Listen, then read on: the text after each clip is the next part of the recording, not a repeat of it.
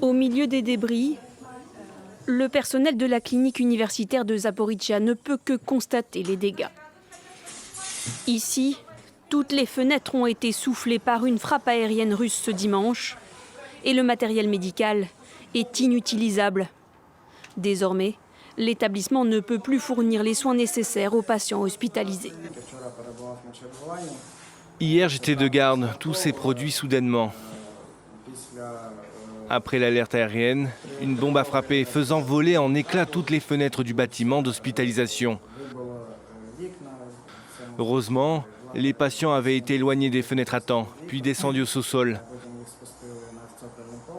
Même scène de désolation à plusieurs centaines de kilomètres de là, dans la région de Donetsk. Ici aussi, les frappes russes ne faiblissent pas malgré la perspective d'un sommet entre les États-Unis et la Russie pour tenter de résoudre le conflit. Alors les habitants les plus fragiles, comme cette famille, sont évacués en urgence, dans un mélange de colère et de lassitude. Au début, bien sûr, c'était effrayant.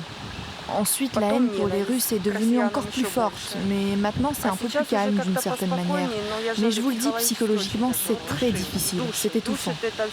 Ces évacuations forcées à quelques kilomètres de la ligne de front sont de plus en plus régulières à mesure que l'armée russe gagne du terrain dans l'est de l'Ukraine. L'armée ukrainienne a, elle, annoncé dimanche avoir repris un village de la région de Soumy.